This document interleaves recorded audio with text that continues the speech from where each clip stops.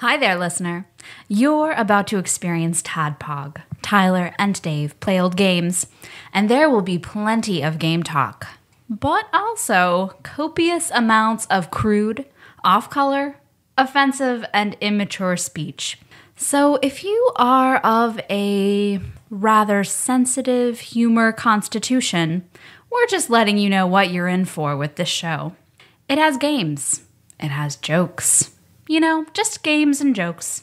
Take the games, take the jokes, and have a good time.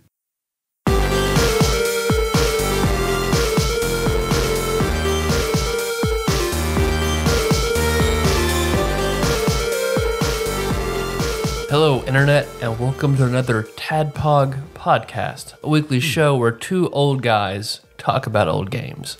I'm your bearded host, Tyler, and last week, my wife was like, why do you tell these misogynistic stories? And I'm like, what are you talking about? Wait, you've been telling misogynistic stories? I apparently, all right, one, people get offended by things occasionally. Personally, I don't have that line, so it's hard for me to identify. I'm offense blind. You don't get offended. I don't. I would like to know what that's like, but I don't know. I don't have that filter. I don't have that threshold, so I don't understand. And I don't mean to be misogynistic ever, because I'm not. What did you say that was misogynistic? I told the story about me losing my virginity. Yeah. But she was like, well, she probably didn't enjoy you telling that story. And I was like, well, of course, that's true. I'm sure she would not like me sharing that story. You didn't say her name or anything. I didn't. I was like, I feel like that's more rude than it is misogynistic. So I'm very rude. Well, clearly, right. We're both very rude. But this week, I'm bringing in an elementary school story. Okay. If I'm unintentionally misogynistic now, hopefully I was not at all in elementary school. But when I was in early elementary school, and I was asking a girl out. It's very important for you to know that I was very into Garfield at the time. I like how this is going. All right. So my mom I bought her like a crystal swan for her birthday. Wait, for your mom's birthday? For the girl's birthday. Okay. I went out. I don't know why. I was like, girls love swan. Third graders love crystal All right, there's probably the first misogynistic thing you said. Fuck. We're going to start over. All right, so you get the swan. I get the swan and I write her a note. Uh-huh. Apparently, maybe I only gave her the swan because my mother still had the note and gave it to me. You have it here with you? I don't have the actual note, but I have what the note said. Oh, okay. All right. So, the listeners don't know the difference, so you can just say yeah. Right. And then rustle papers. Yeah, got it right here. Here's this note. All right, so here's the note. Okay. Verbatim. This is how old were you? Early elementary school. No more than like third grade, probably. All right, so you're like 10 years old? Maybe. Yeah. I 11? can't think. Whatever you would be normally as a third grader. I'm young for my age, so probably young for your age? I'm young for my age. I'm young for my grade. Nicole will find that funny. Yes. She will be laughing Yes. and then laughing again now because we're munching it. Right. But I'm young for my grade. Uh-huh. So whatever normal third grader is, back it off a year. Probably like 9 or 10. 9 or 10. So we're in your mind as a 9-year-old. 9 or 10, very into Garfield. And knows that girls love swans. Mm-hmm. Crystal swans. Crystal swans. Not real swans. Real ones. Dear Cassandra, I like you so much. That's sweet. Your eyes are like limpid pools of blue. Holy shit. Your skin is like a beautiful meadow. Please go out with me. You are the prettiest girl in school. Please don't tell Hope I wrote you this. Who was Hope? The prettiest girl in school. Oh. So it's like, in case my chance ever comes up with her, I don't want her to know that I called you the prettiest girl in school because you're not. This other girl is. What the fuck 9-year-old uses the word lipid? That's where the Garfield comes in, because that is a part of a strip where Garfield is talking to Arlene. So I just straight ripped off Garfield. I straight ripped off Garfield. I was also very into saying, instead of saying no, I would say, does a chicken have lips? Because it was a Garfield line that I really enjoyed. So clearly, for like a year, I refused to say no, and it was is that how she does answered? a chicken has lips? Is that how Cassandra answered? She was my girlfriend for like 2 weeks. Nice. So the Crystal Swan, it worked out. Mm-hmm. We held hands and went bowling with the bumpers. Nice. So yeah. You were dating early. I was never one of those people that thought girls were gross. I wasn't either, but that didn't mean they wanted to go out with me. I'm Dave, your bespectacled host, and I'm probably about the same age that you were, 9 or 10. I was really into Okay, before we started recording, let me just say that your wife Meg had mentioned that she knows a little boy who loves fish. Mm-hmm. Not the band, the animal. So it reminded me of this story. I had something completely different prepared, but I'm going to go with this. There was a period where I drew this comic strip when I was about 9 or 10. It's about a salmon. And I probably did about, I don't know, no exaggeration, I probably did somewhere between the neighborhood of 130 to 150 of these comic strips. I come home from school and I draw these, and the punchline for every one was the salmon saying, "I'm a salmon." Man, we need to. It's kind of ripping off Mike Birbiglia a little bit, but we need to put up pictures of our elementary school drawings and shit like that. I found one the other day. My mom's got a whole lot in a box because she cleaned out her attic because they're moving. So I have all sorts of that shit. Awesome. What we like to do on this show, besides be misogynistic and uncreative, unintentionally misogynistic, right? Unintentionally masturbating skeptically and being unintentionally misogynistic, right? TADPOG. Well, you know, it's almost a new year. We've only got a couple months, and then we can completely turn over a new leaf. Yep. We'll just have a shitty podcast. It'd be awful. It'd be awful. What we like to do is we like to go through IGN's top 100 Super Nintendo games, Tyler. Mm-hmm. And we like to muse about our very experiences on this show. Mm-hmm. This week, what are we talking about? IGN's 65th ranked game, R-Type 3. The Third Lightning. I didn't know that part. All right. All right. Because clearly... The Third Reich was taken, so they went the Third Lightning. Clearly, when two lightnings won't do the trick, you need to call in the Third Lightning. Before we get into that, you want to talk about what we've been playing? A little bit. We'll do that a little bit. What have you been playing, Tyler? Well, I guess after Lion King, I played some of this game. You cried. I cried. I played a lot of Rogue Legacy. I saw you. I've still been playing a lot of Rogue Legacy because what we recorded, I think we recorded Lion King Standard Time. I got Rogue Legacy on Friday, and I had beaten it. I'd put 25 hours in by Sunday, and for somebody there's not a lot of gaming time, like all my extra time went into Rogue Legacy. Such a good time playing it. You finished it. Mm-hmm. And I've almost beat it again because I want to get all the achievements. I'm not an achievement whore. Yeah, it surprises me that you're going for it. I've only gotten 100% achievements on Fallout 3 and Fallout New Vegas before. Otherwise, usually I get 70s to 80s, and I'm okay with this. I used to hunt them, man, but since we started doing this show, and I feel pressured to have a different game to talk about each week, and on top of playing the Super Nintendo games that we actually talk about on the show, I don't hunt them anymore. I don't have the time. Ain't nobody got time for that. Ain't nobody got time for that.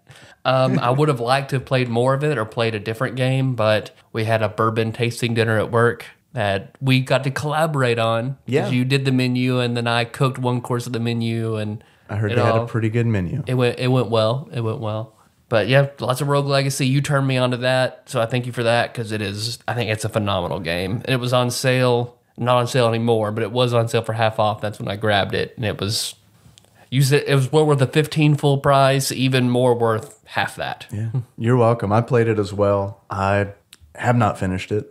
We talked about it earlier. There's a part in the game called the Darkness that it's difficult for me because I feel like you're supposed to avoid the enemies down there, and all I want to do is just kill everything because that's how I roll. Yeah, yeah. We've also been playing a lot more Final Fantasy 14, A Realm Reborn. Nikki and I have been playing that.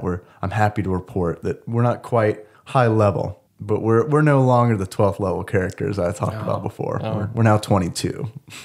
Good, so you're properly suited to power level me when I start. We're a pretty big deal. We're a pretty big deal. We're pretty well known on Corel. Not at all. Not at all. I'm still playing Plants vs. Zombies 2. That's my official toilet game now. Yeah. I quit smoking about 2 years ago.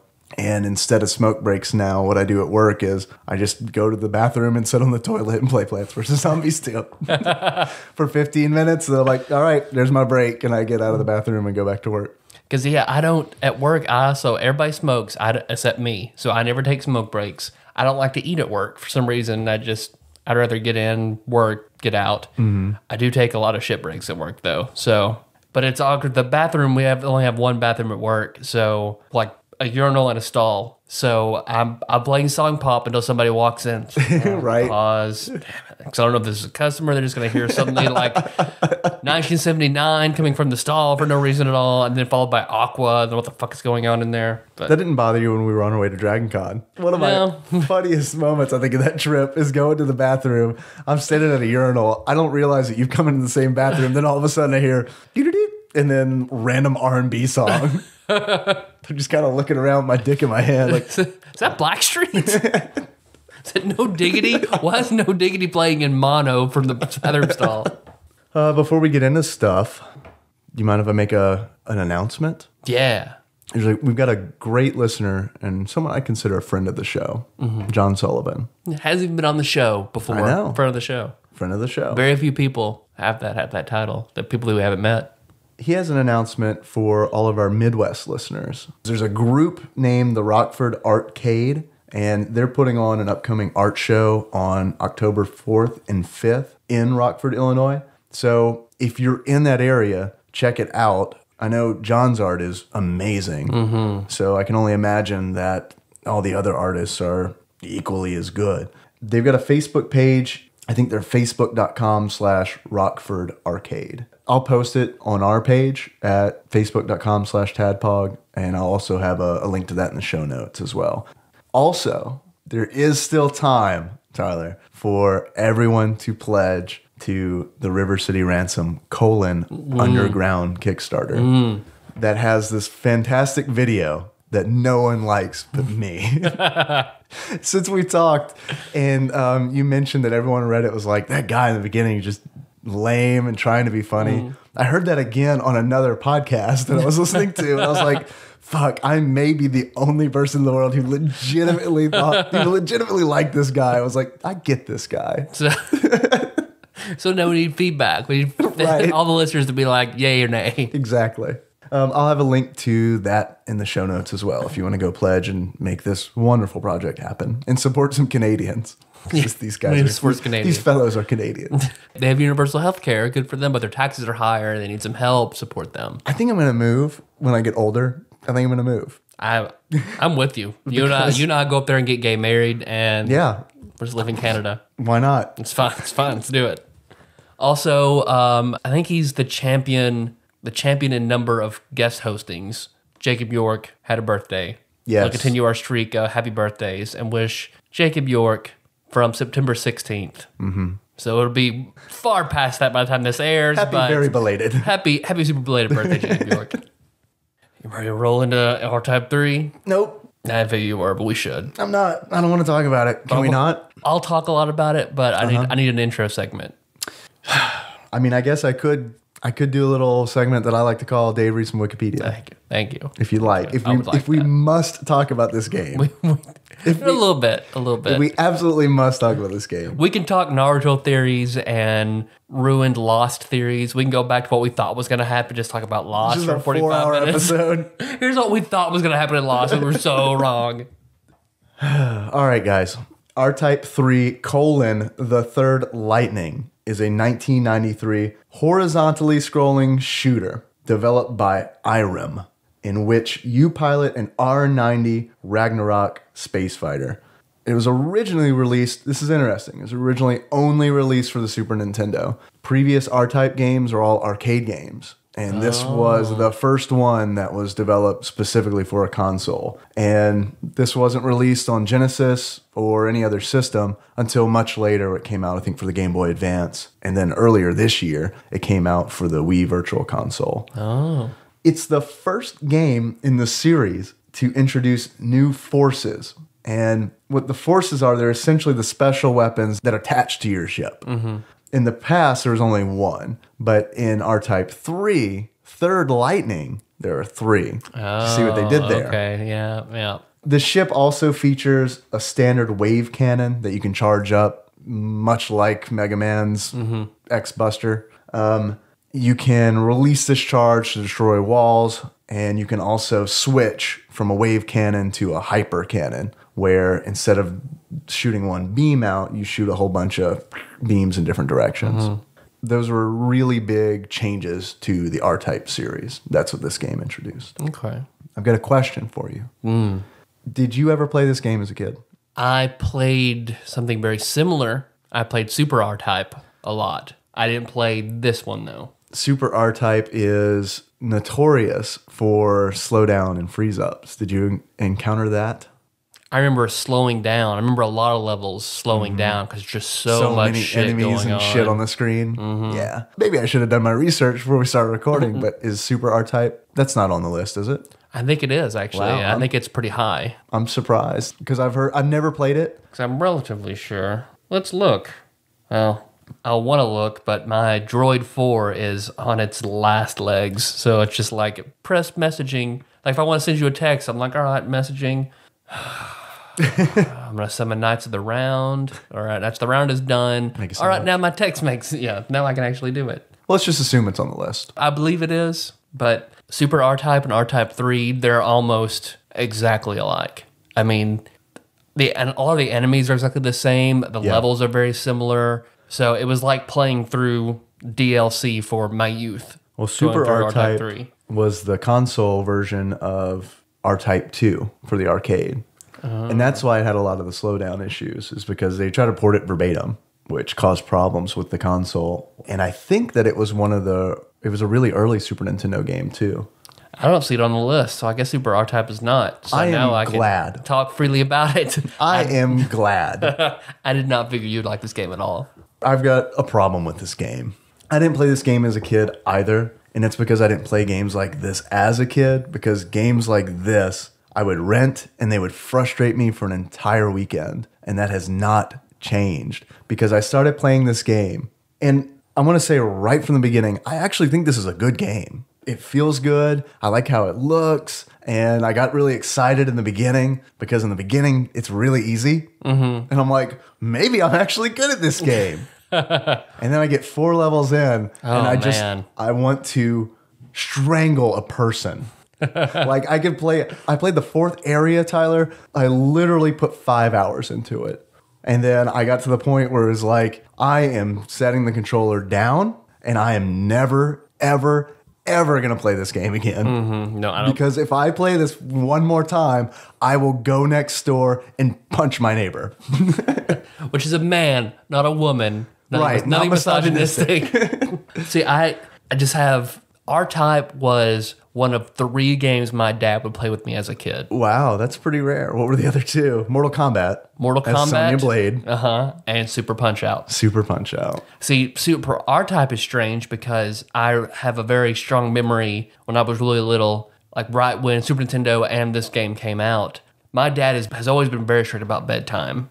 Not like making me go to bed, like whenever he goes to bed, it's ridiculous the world doesn't go to bed with him. So when it was his bedtime, everybody had to go to bed. That was it. 9:30, 10 o'clock, maybe earlier. You should have played a logic trick on him and been like, I can either go to bed or I can go pick up sticks right now.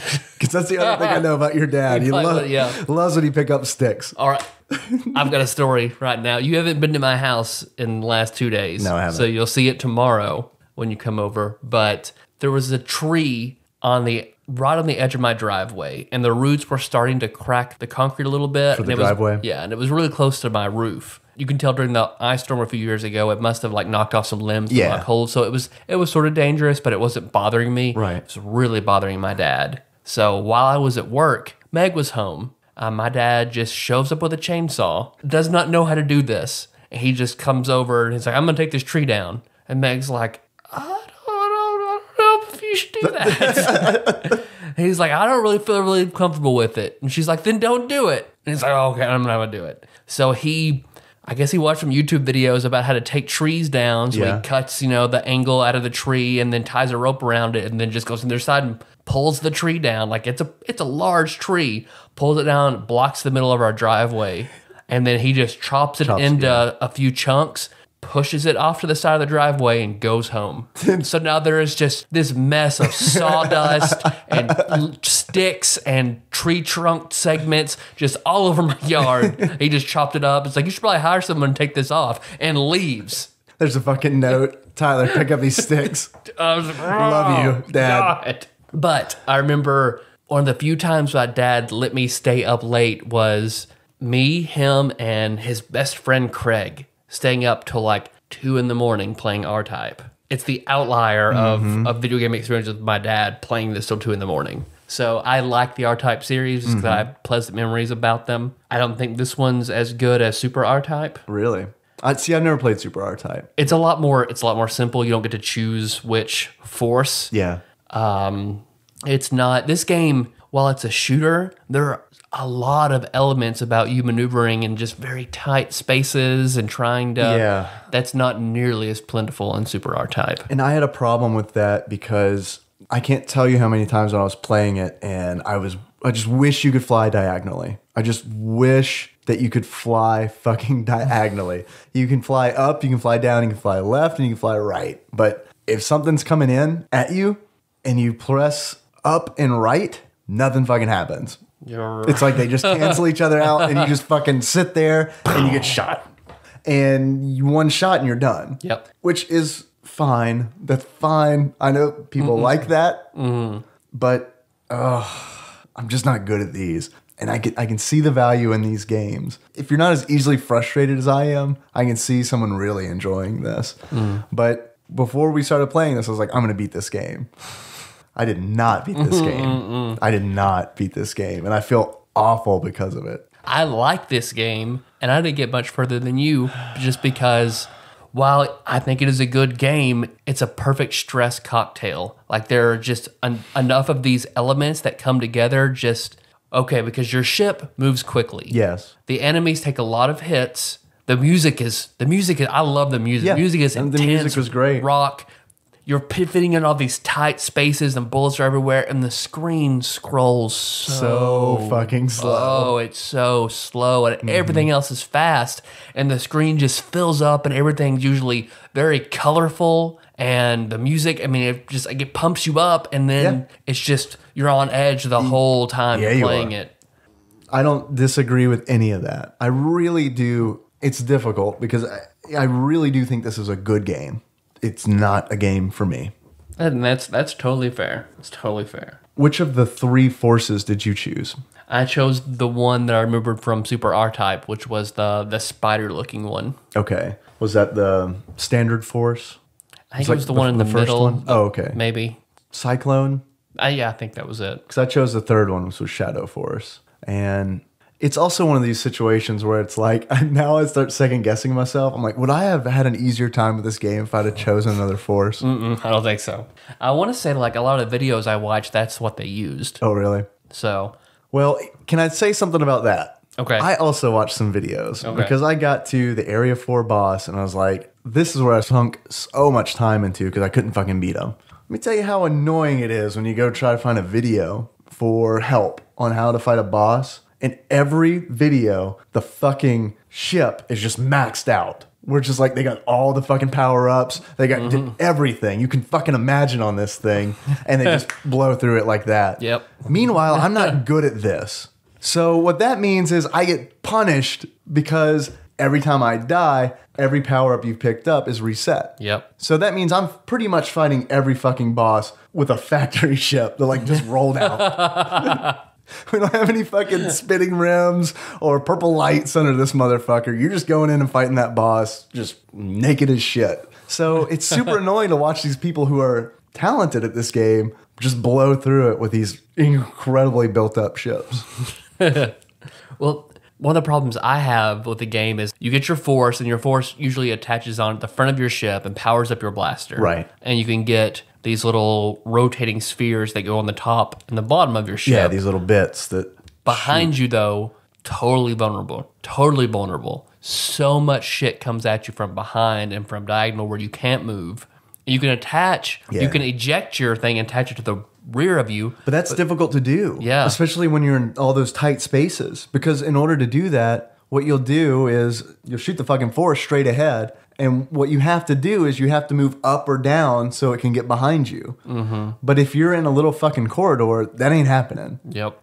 And you're pretty much fucked if you're going through a corridor and something comes behind you. Yeah, and you just have to do it enough times that you know to try and figure out how to get it behind you so the enemies won't kill you from behind, because it's just, like I said, I think it's a great game, but it has some just gameplay faults. And I think that's just... I can see where that's arcade style, where you just have to know, and it's just built for you to pump quarters into it. Can I tell you a little something? I got a little trivia. about our buddies who made this game. They are notorious for making difficult arcade games to the point where most of their boards have a God mode toggle built onto the board so that if someone actually wants to try to beat the game, they can hit the toggle and do it. So those guys. Throw that out there. What's it? Iris sound like eyes. What's the developer again? Irem. Those fucking guys at Irem. But yeah, I feel like the graphics were solid. The music, this was in Megalixer's wheelhouse. Yeah. I'd love to hear a Megalixer R-Type remix. I think they could do an awesome cover. Gotta be so good. I feel like the bosses, while they're difficult, they're epic. Every one of them is just like a huge epic encounter. Yeah. Which I dig. No, I love that too. When you come across a boss, you get this exhilaration, especially the first time you fight it, where it's just like, what the fuck? It's like that stress cocktail you're talking about. Mm-hmm. A boss pops up and all of a sudden, like, everything is just high stakes. And I found it very confusing because playing through the game, you're avoiding stuff constantly because one thing, just bump into it, you're dead. Right. The 3D elements in the game usually don't hurt you, but they look like they would hurt you. Yeah, they scare the shit out of you. Like the first boss. Yeah. Yeah. And then there's that rotating column in the first level. Yeah. I'm like trying to stay up above it, and it's moving. I'm like, oh shit, it's gonna squash me. Okay. No, it's just in the background. Okay. Yeah. Well, what scared the shit out of me is the first boss flies from the background to the foreground. Mm-hmm. And when that happened the first time, I was trying to dodge it. It's kind of like when Bowser's in his clown car in Super Mario World, and he comes right up at the... Oh, no! Yeah, exactly. There's no way to fucking dodge it. But it doesn't matter because it doesn't fucking do anything. I thought the 3D elements were really nice. I thought they were handled really well. They were good. It should have been just handled a little differently, but they were good. Yeah, they look nice. I think the first boss was very difficult. The first level is not very difficult. No, it's pretty straightforward. I think it's just kind of get your bearings. Yeah, not a lot of obstacles or narrow passages to go through, so no problem there. Stuff changes up for the second level. You have to start going through a little more maze-like maneuverability. Things are more colorful. Right. The first level is pretty much open space. Mm-hmm. And the second level, describe that scene to me. Mostly just remember the boss and being weirded out by the boss. Which one was that? The eyeball sperm. Yeah. Like they're just trying to weird you out with the giant eyeball sperm. Yeah. It's like the boss is actually this wall of flesh, essentially, that has an eyeball that moves. Just goes up and down in this little sack inside of it. Yeah. And it barfs out these like puke-colored blobs at you. Meanwhile, there are holes on the wall that shoot eyeball sperm out. Yeah, eyeballs with the sperm tails, and they're just wriggling at you. I have some trivia about that. All right. Would you like to hear this? Can you get pregnant from eyeball sperm? Yeah. Totally. It was a big problem in 93. All the eyeball children. It was just fucking horrific. We just sent them all out to World War II when they were in their 20s, and it's a problem taking care of itself. We're sorry, World War II veterans. Yeah, we apologize. All the World War II vets that just love TADPOG. We're sorry. I'm not sorry for that. I'm sorry they had to serve with these hideous eyeball creatures. We had real heroes out there, Tyler. Real heroes. And they had to fight shoulder to shoulder with these eyeball abominations. Damn you, Irem. Retroactively go from 1993 to World War II. Sending you through the Dimension X time portal from Ninja Turtles back to World War II. In Japan, those were just straight up sperm. All right. They weren't eyeballs. When it came to North America, they changed it. How can we make, oh God. Fucking Japanese. They changed it. They put eyeballs on the front of the sperm. All right. We didn't know it looked like sperm at all. Good job. I hated the third level because then they mix it up, and that's where you're moving sort of diagonally through these narrow corridors as it scrolls down. Yes. And that's when you have to really pay attention behind you because it's super narrow corridor. You're moving away. Your ship doesn't want to move. Right. Diagonally. And shit's coming at you from both sides. Mm-hmm. It sucks. It was like a really, really shitty orgy. Just coming at you from both sides and you're moving in ways that you can't move. You're trying to cover your rear. You're totally vulnerable. Totally worried about eyeball sperm. But yeah, moving diagonally, bullet hell. Ugh. They're a little sucked. What was the boss in that one? Oh, yeah. It was that, like, droid-looking thing that clung to the wall. Oh, the conveyor. Yeah, he looked like a conveyor crab. belt back and forth. Yeah. And he would jump at you. Oh, he had the vagina mouth on his head. yes, the he spider did. thing. Yes, he did have a vagina mouth on his head. That is accurate. Because you had to, in order to beat him, you had to put your force on the rear. Yep. And then, like, it was just the narrowest of margins for you to try and, because you couldn't shoot him. That would, you had to bump into him. See, is that how you did it? The margin of error, yeah, you had to bump into him with the force on his vagina mouth. I got brave, dog. He's a robot, so this is not misogynistic about his vagina. Right, head. yeah, vagina mouth robot. Vagina mouth robot. And so, yeah, I'd bump into him, and then scoot up when he would dive at you, and you just got a little bit of room trying to do it. I got real brave. You're hugging the far right wall, and he's clinging to the left, and every now he'll make these giant leaps towards you. When he made a giant leap, I flew underneath him. Ooh. And just started blasting the shit out of his belly.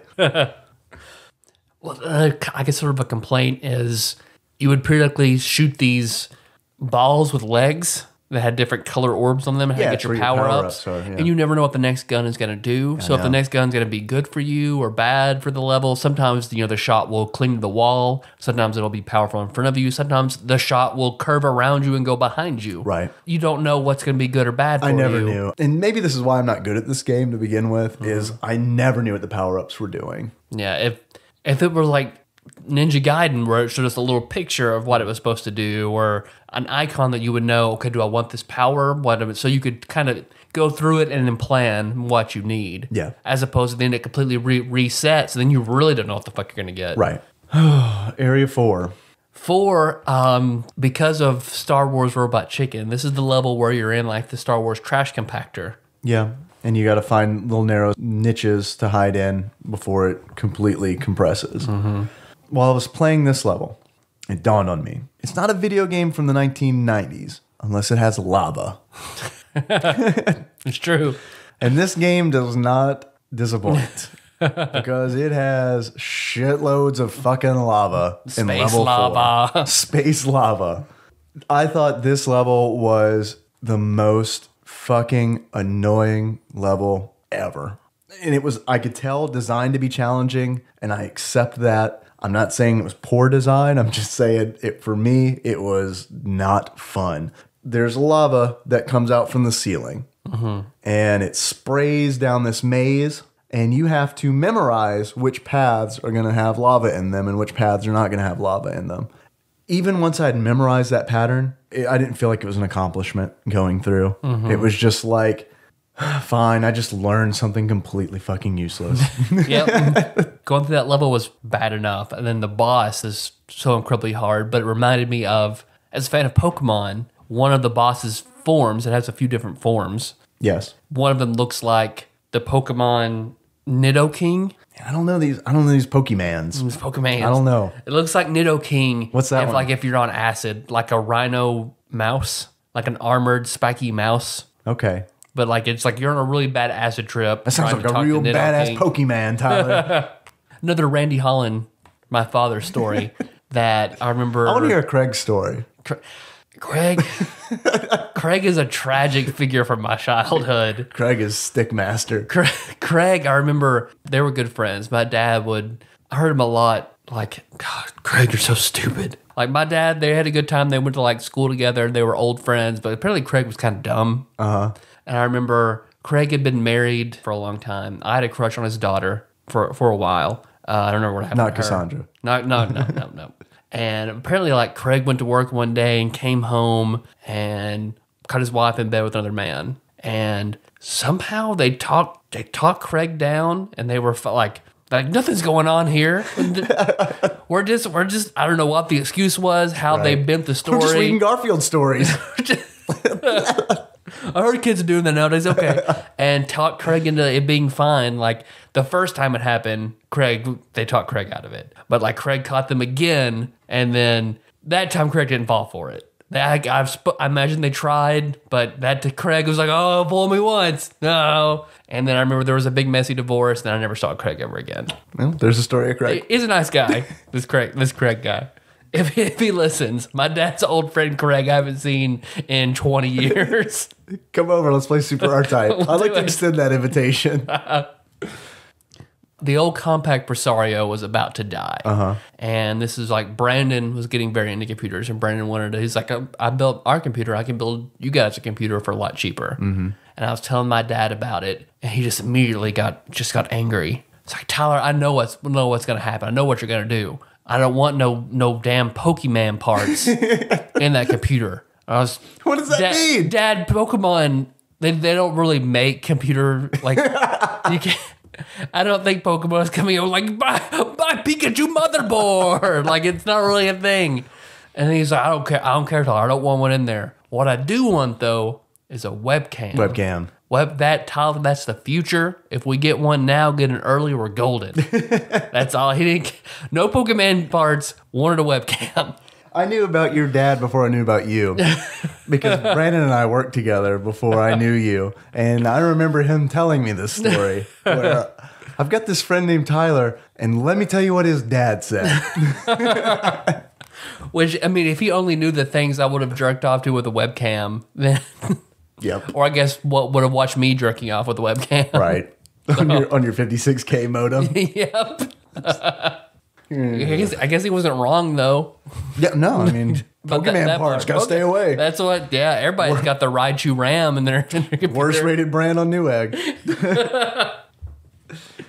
Yeah, so tell me what happened after Area 4, Tyler. Tell me a story, because I didn't fucking make it past Well, you there. would have been furious after beating the boss, because you have to go through level 4 again backwards. Yeah, I did that. I beat the first boss. Okay. Yeah. And then I went backwards, and that was awful. Yeah. Because you had to go through the fucking lava tubes again. Mm-hmm. In reverse. In reverse. By the way, your ship, when you say reverse, you mean like you put the ship in reverse and go backwards. You don't turn around. Turn the fuck around. It's like the biggest fuck you. It is probably the biggest downfall of the R90 Ragnarok in the fact that it can only go in one direction. It's really good at killing space bugs and vagina mouth robots. Really bad at turning around. For all the pieces of junk flying out in space, they can take like 10 hits. Yeah. But this ship, one. We want to design this ship so that it blows up at the very first possibility.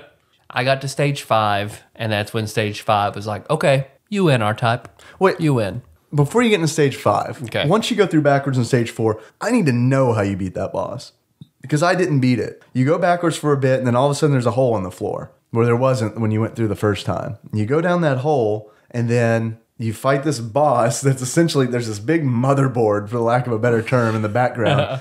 And there's these 3 tracks. And on these tracks are these round moving obstacles. And he shows up, he looks like a miniature fucking Death Star. He shows up at the bottom of the screen and then starts rotating the background. Mm-hmm. So you have to dodge him shooting you, and you have to dodge these obstacles that are on tracks, rotating clockwise while the entire fucking map is rotating. I just remember having the thing on the rear of me, and then all the obstacles that would come in, your ship can absorb it. So I just remember absorbing all the obstacles, because it'll absorb. Yeah, you can. I didn't realize it can take that. all the hits it wants. Okay. So just use it behind you to act like a shield while you fire in the front. I'd say that I would go back and try that, but You shouldn't. I'm not going You shouldn't. to. I don't want to punch my neighbor. I like him. But yeah, stage 5, that's where things got too intense for me, because the background will just suddenly turn into an enemy. Like, it's all the bricks will just suddenly like shift, turn to enemy, come after you. You can't preemptively destroy a block. They're invulnerable until they turn into an enemy. Was it Brick World? What are you flying through? It looks like, I'm trying to think of exactly what. It looked like it's a sub-boss from Mega Man X2. It looked like a whole bunch of those all over the place. Like this robot suspended in liquid that's solid, and then it'll start to gel out and move and then turn into a robot and come after you. And they're everywhere. And they're spawn, like you get past the bricks and they'll spawn behind you. And I was just like, that level was just too much. Couldn't do it. Nope. And I watched a video of the boss that I couldn't get to. And the boss has like 4 or 5 different forms. It was ridiculous. So I was just, nope. Done after that. You win, R-Type. There's like 6 stages, is that right? Or are there more than that? I believe YouTube said 7, but I bet 7 is just a boss. I think there's stage 6 and then 7 is just... Well, that's as far as we got. Yep. Hey, listener, if that sounded fun to you, I would check the game out. But if you're like me and that sounded like an absolute fucking horrible time, I don't know. I'd skip it. But That's just me. yeah, super difficult. And then I know the programmers just tried to fuck people over a little bit.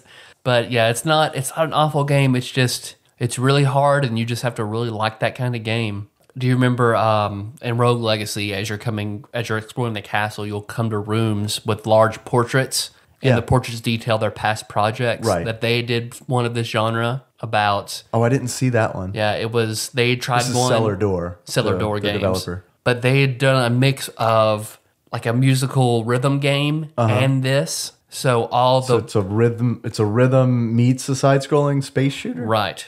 It might have instead of side scrolling, it might have been up and down. Vertical scrolling. You just see it doesn't say you see the portrait, but they talk about how good of an idea they thought it was, and you had to learn the rhythm of the music because that's how the pattern of the bullets, and then like your own beat to try and mix in. Like they love the idea of it, but like in practice, it was terrible. It was so terrible. It got That's what they say about their own game. It's like it got 100% bad reviews from the one guy we let play it. So We didn't talk much about the story. I don't know anything about the story. You're in space, you shoot shit. Yep. All right, next. I think the whole R-Type story is pretty minimal.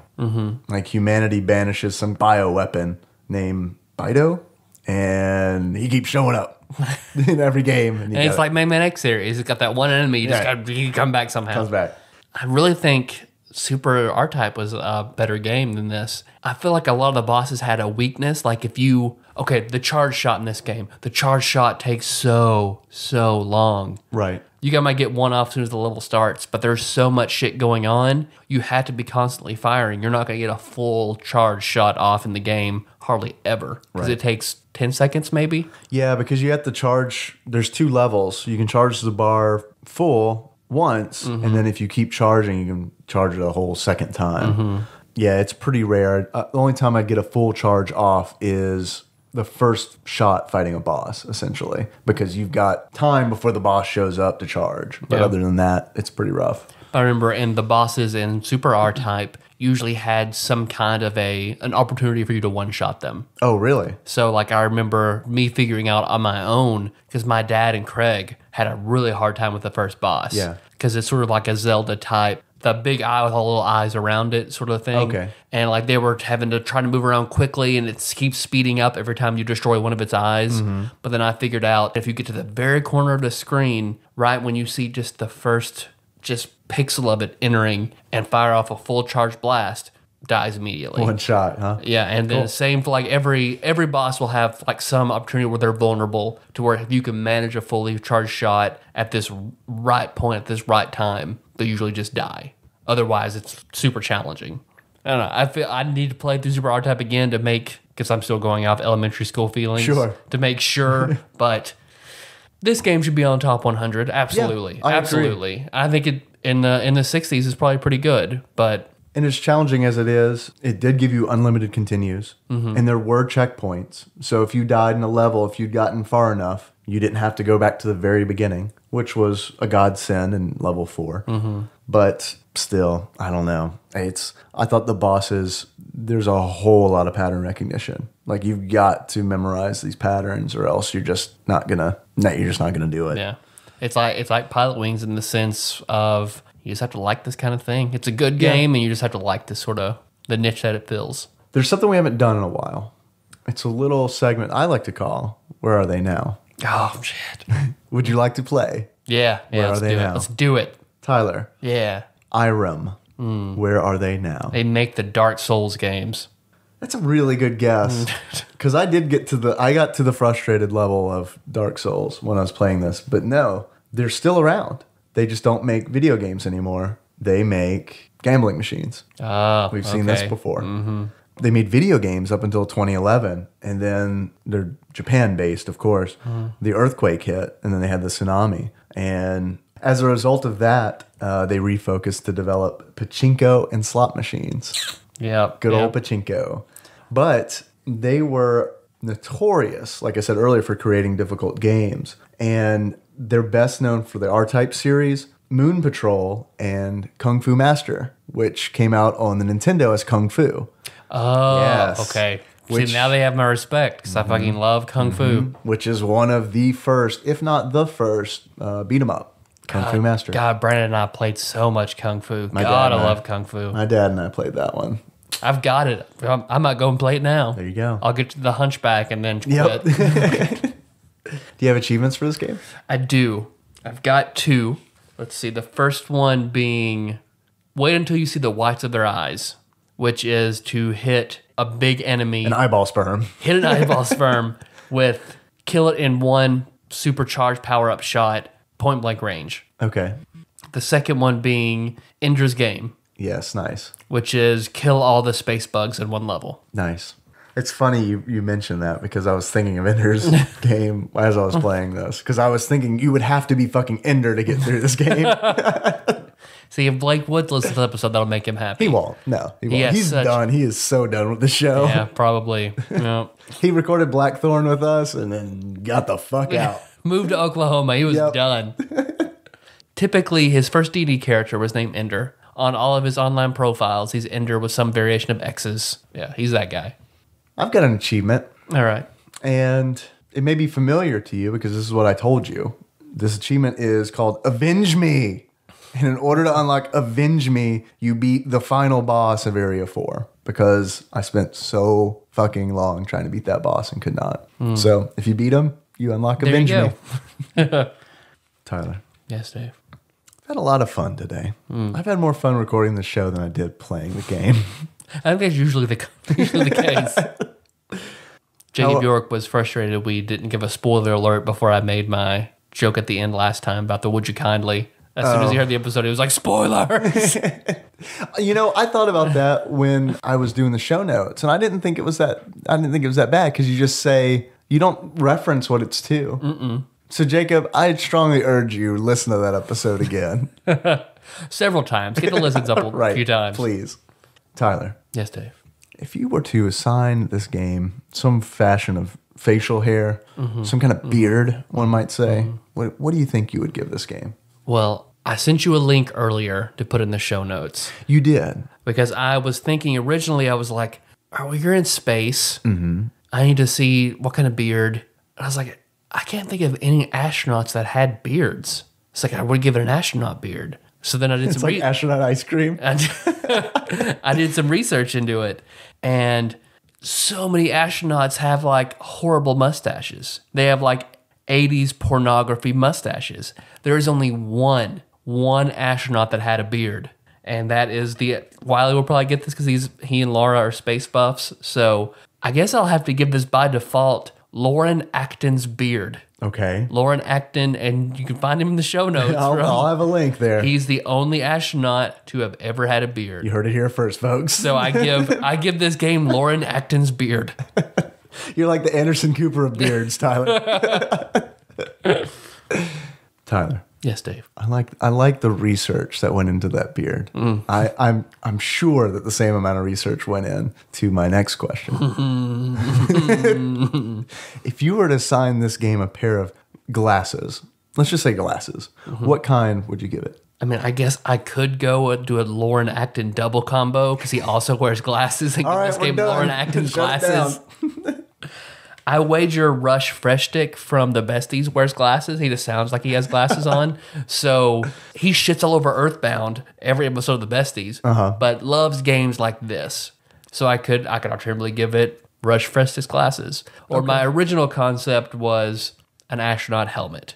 It's very useful and stylish when you're in space and exploring, but stylish in space. It's stylish in space. Anybody who's anybody in space is gonna have an astronaut helmet. They're like Oakleys when you're in high school. Yep. And then outside, it's just not very useful outside. You just have to be in space for them to be cool. Yeah. Well, so this game is like, it's cool if you like this sort of stuff. If you're in space. If you're in, fuck it. I like that you mentioned the Besties. Besides our wonderful show, it's probably the best. It's probably the best gaming podcast out there. Mm-hmm. Some people called us. Yeah, I want to hear these calls. What's up, TADPOG? It's Iggy's cousin. First of all, I wanted to tell Tyler that the Wheel of Time has actually been adapted into a video game. back in the late 90s, a first-person shooter came out based on the Wheel of Time books. So maybe that could be some special episode material for you guys. I believe it's a PC game. The question I had this week was if the Golden Girls were in the Naruto universe, what type of powers would they have? Or what families would they belong to, for that matter? All right, guys, I look forward to hearing your answers, and keep up the good work. Thanks. God, I'm gonna have to think about the second part of that question. I've already got my answer to the second part. Well, it's easy.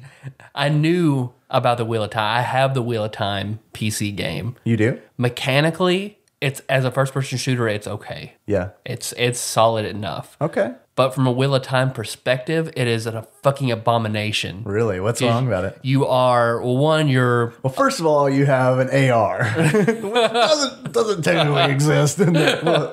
Well, you should, because it's a first-person shooter. What are you going to shoot? It's in it's kind of a medieval setting, Uh-huh. Bow and arrow? No. You're an Aes Sedai. You're a non-canon, non-existing Aes Sedai. Aes Sedai is a spellcaster? Yes. Okay. It is the female spellcasters that essentially rule the world. Okay. You're one of them. You're like a lower tier one of them on a special mission. That doesn't sound very misogynistic, Tyler. Okay. Well, I need you to really guy it up for me, okay? Wheel of Time in general, I don't know how to take it. I don't know where it lands on the spectrum because the men in the series, men who can use magic, it drives them insane. Okay. The women don't go insane from it. They hunt and kill and essentially magically castrate all men. So it's had like a societal effect of women's circles run all the towns. Most of the monarchs are queens. And the Aes Sedai pretty much in the White Tower rule everything. So you think, all right, so it's got that. It's a little different. It's a different spin. The women are in charge of the society.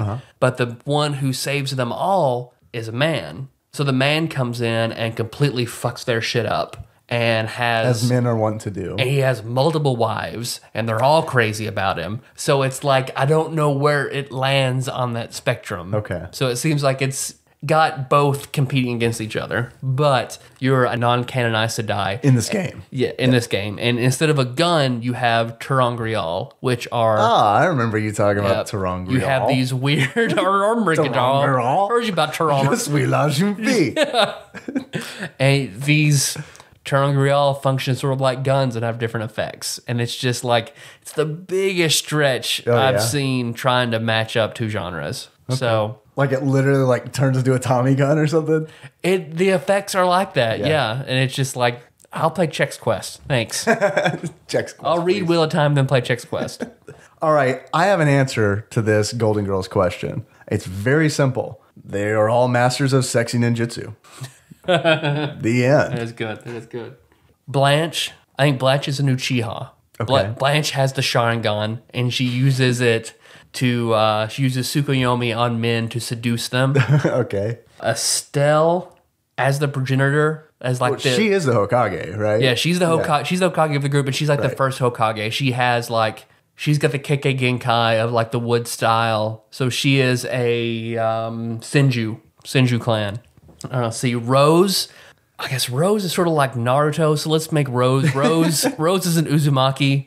She's kind of dense, but she gets it done. Everybody believes in her. Everybody just likes Rose. All right. Rose and Uzumaki. Okay. Dorothy, she's the sarcastic one. Let's say she is one of the bug ninjas like Shino, Aburame, I think. So that's her clan. Okay. So there's your nerdy-ass Naruto Angel, the Golden Girls. That was good. Thanks for calling, Yuki's cousin, as always. We got another caller. Yeah. Good afternoon, gentlemen. Lord Mike of Purdue here with this week's Would You Rather, brought to you this week by Sprite Zero. Why Sprite Zero? Because fuck calories, that's why. All right, this week's Would You Rather. Would you rather live in the past or live in the future? If you had to immediately move from your current standing in time, live in the past, live in the future. I'm going to go with live in the past. And I'm going to back to future style it and try to bet on some events and, gain some windfall from that and hopefully not sleep with anyone that is going to become any part of my family. and definitely not try to hook up with my mother. Sorry, Mom, if you hear this, I apologize in advance for that one. So yeah, live in the past. Although going to the future would be great. I'd love to have a hoverboard. I'm definitely a Back to the Future geek. But live in the past, get some money, and blow the hell out of it. And buy all the Super NES games that everybody can handle and everybody can play, and play the top 100 list with you guys. Oh, isn't that sweet? All right, gotta go back to work. Talk to you guys later. Keep up the good work. That is sweet, Lord Mike. That is very sweet. Actually, I've been meaning to say this for a long time. What's really sweet about his calls is he always calls us gentlemen, which is just a blatant lie. Wrong. Yeah, but I appreciate it. The crux there, one, it might not be a Back to the Future thing, it might be a Futurama thing, where he has to go back in time and hook up with somebody in his family, be his own grandfather, and he has to do it. It's a locked point, and throw in some Doctor Who, it's a locked point in time. He has to go back and do it. You can't deviate from it because you have to do it in order to exist in the future. Sorry, Mike, you're going to have to fuck somebody in your family line. It's just the way it's going to be. Sorry. Is it a set point? Either you have to go 100 years in the past or 100 years in the future? It didn't sound like it. Because it sounded like you could pick. So because I was going to go back and get Super Nintendo games. So I'd hot tub time machine it. That would be better. So I'd go back to the 80s and then buy stock in Apple, Microsoft, come up with Google, name it after yourself. So I think that's better. If you have to go back in time just a little bit, I would probably do that. But if it's like 100 years, either way, like if you have to go back a set of time, then probably the future. I'd definitely go to the future. Definitely go to the future. No question about it. Past sucked. It's behind us. Get over it. Here's what you do. You take all of your money, put it in the bank account, go to the future, collect all the interest. Another Futurama style where Fry has $1 billion. Then it gets real delicate because you don't want to go too far to where the government has crumbled and all your money is. You don't want to go to the Fallout future, right? So if you get to choose your future, that'd be best. Okay. But yeah, you got to go future. Even if you lose all your money, who the fuck cares? You're in the future. You get to see robots. All your friends and family are dead. Oh man, you can't deal with that anymore. Wait, you're going to see them in the past? That's true. Either way, you're just lonely. Either way, it's gonna be hard. It's gonna be hard, harsh. It's just a loneliness. Horrible life, man. It's like a life condemned to R-Type 3. We got people to thank? Yep. All right, it's light. Our Facebook shares are diminishing, and our tweets are increasing. It's what? Our retweets, our Facebook shares. Where I used to have like 10 people to thank. Yeah, it's going down, and what's up with that? Tweets are going up. Well, hey, I like the fact that the tweets are going up. So for Facebook shares, from what we can see, if you have a privacy setting, we might not be able to see you share. Right. But Lord Mike, Jess Docker at Silk Street Post. Thank you. And we assume Nicole always shares? Yeah, Nicole always shares. It never shows up. It doesn't show up. And I also, you mentioned Jess of Silk Street Post. I also want to thank Jessica Perkins of iList Paducah, because she wrote a nice article about podcasting in Paducah, which is, the podcasting capital of the world. We also happen to live here. And she wrote a nice article, so thank you for that. And then for tweets, Laura, Matt, and Nicole. Thank you. Hopefully everybody's following Nicole, and her Twitter's got it just blowing up right now. It has. She loves her to be tweeted just random dick pics. Loves it. Loves it. Please do that. Not misogynistic. Tell her to tweet dick pics. Not at all. Nope. Not at all. It's sexy is what it is. For art, Lord Mike sent a quite hilarious bumper sticker. Yes. That we enjoyed very much. It's on the Facebook page. We've got Matt's fat package and Lord Mike's fat sack of Tadpog points. That's just getting bigger. We can hardly keep it in the house anymore. Yep. He's going to need a release pretty soon. So and then we had a plethora of 5-star reviews. I like that. 2 of which we asked for, but 2 of which we didn't. Now, why are the 5-star reviews important, Tyler? Because it makes us appear in iTunes more in the what's popular for the genres and overall. So the more 5-star reviews we have, the more our show gets out there and listened to. Okay, I like that. So if someone likes our show and thinks that other like-minded, awesome people like them would enjoy the show, it would really be in their best interest to give us a 5-star review on iTunes. And we'll give them free stuff. Yeah. So we'll give away... We might. There's a chance they might get free stuff. I still haven't heard anything from Rub Gooch, or RG Countdown. Their coins are just sitting there. Clearly, they are done with us. Yep. So, got another coin we'll give away. I'll give away my copy of Welcome to Dead House, Goosebump Books Whoa. #1. I will give that Duct tape away. and all. It's not shitty book, so we'll just say shittily held together book. So Low quality. yeah, this barely held together. You can have it. I will send it to you. It's a gray item. Just send me your address and I'll send you this book. So who gave us a 5-star review? Let's see. One rather young lady, I like the sound of that. Drake Down syndrome. Okay. So yeah. So we apologize to all the Drakes, the rapper Drake. We apologize. Yeah, who clearly has Down syndrome. So we apologize to people offended by that. That's his name. We didn't choose that. We didn't. We gotta thank him. Thank you. M. Night Shyamalan Ding Dong. And Blue P3. So it's Blue P3 or Bloopy. Blue P3. Bloopy, Okay. Bloop, bloop, bloop, bloop, bloopy. Bloopity bloop bloop. So all of you are entered to win these fabulous TADPOG prizes. Fabulous prizes. Fabulous prizes. Thanks for listening, everybody. You can find the show on iTunes or Stitcher, so you didn't miss the next episode. We'll be talking about IGN's 64th ranked game, International Superstar Soccer. Yes! Yeah, we're pumped. Get We're it. pumped. Get it! Jorge Campos goal! Only soccer reference I have. Only one I have. We're done. That's it. We just recorded our next episode. Yep. While you're there, don't forget to subscribe. Give the show a 5-star rating. Write a review. Wins free shit, maybe. I don't know. We appreciate it. We'll do something for you. Yeah, I don't know. why I don't not? know. We'll have a pizza party. Everybody can come. I don't know. Tadpog prom, we talked Tadpog about. prom. We'll do the Kickstarter Tadpog prom. Or worst case scenario, we just get some Diet Cokes from Walmart and we'll sit out in the yard. People just come over. It's fine. Whatever. I like that. We all pick up sticks. Well, and play Super everybody, R-Type. I'll provide warm Diet Coke for everybody who wants to come over and pick up this tree my dad chopped up in my yard. Don't worry, guys. If you can't wait for more Tadpog between now and Tadpog prom, you can find plenty of great stuff on our Facebook page. And that's at facebook.com/Tadpog. That's where you can see the wonderful bumper sticker that Lord Micah Purdue has provided us. You can also just, I don't know, get on some good conversation. We've got a lot of awesome listeners who like to congregate there. We mentioned these things called show notes, and what that is all these references that no one else but Tyler and I get. Well, I just make links so other people can get them. Yeah. And they're there at tadpog.com. Tyler, Yes, sir. our intro song is a song called Moves by a gentleman named Sycamore Drive. If the tree was a sycamore in my yard, that's sassafras tree. What kind? Oh, you know Sassafras. trees. Someone asked me the other day what kind of tree I had in my yard. I was like, the wooden kind. Green what tree? Wood on bottom, green on top.